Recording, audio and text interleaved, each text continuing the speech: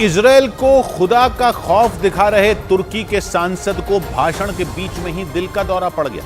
इस घटना का डरा देने वाला एक वीडियो सोशल मीडिया पर वायरल हो गया। उसे देखकर लोगों की सांसें थम गई, क्योंकि जो वीडियो सामने आया उसमें सांसद हसन बितमाज तुर्की की संसद में भाषण देने के दौरान ही अचानक बेहोश होकर नीचे फर्श पर गिरते नजर आए। और इसके बाद तो जैसे वहां अफरा तफरी मच गई। वहां तैनात सुरक्षा कर्मी और सदन में बैठे दूसरे सांसद अपनी सीट से उठकर उनकी तरफ भागते हुए दिखाई दी। असल में हमास से छिड़ी जंग में शुरुआत से ही तुर्की इजराइल का विरोध जता रहा और इसीलिए वो सांसद भी गाजा में हो रही इजराइल की कार्रवाई के खिलाफ संसद में भाषण दे रहे। बताया गया कि दिल का दौरा पड़ने से कुछ देर पहले ही वो खुदा के खौफ की बात कर रहे थे। उन्होंने बयान दिया कि गाजा में बेकसूर लोगों पर हमले करने वाले इजराइल को खुदा के खौफ से डरना चाहिए।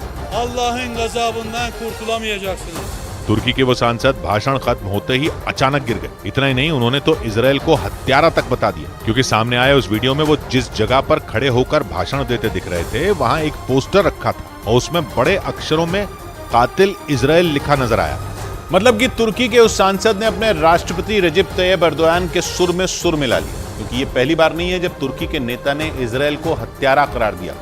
इससे पहले वहां के राष्ट्रपति रजब तैयब एर्दोगान ने तो बेंजामिन नेतन्याहू को आतंकी तक कह दिया था और इजराइल को आतंकी देश बता दिया था। जबकि 7 अक्टूबर को इजराइल पर हुए भीषण हमलों के बाद तुर्की के राष्ट्रपति रजब तैयब एर्दोगान ने हमास को आतंकी संगठन मानने से इनकार कर दिया था। एर्दोगान के मुताबिक हमास कोई आतंकी संगठन नहीं है, बल्कि हमास एक ऐसा संगठन है जो अपनी जमीन और वहां के लोगों को बचाने के लिए संघर्ष कर रहा है। इस बीच तुर्की के उस सांसद ने भी इजराइल के खिलाफ विरोध जताकर अपनी मंशा जाहिर कर दी और इससे ये माना जा रहा है कि तुर्की के दूसरे नेता भी एर्दोगान के नक्शे कदम पर चल रहे हैं। यानी तुर्की पूरी तरह से इजराइल को घेरने में जुटा है, क्योंकि कुछ दिन पहले ही एर्दोगान ने हमास से जंग खत्म होने के बाद इजराइल के प्रधानमंत्री बेंजामिन नेतन्याहू पर युद्ध अपराध के तहत मुकदमा चलाने की मांग की थी।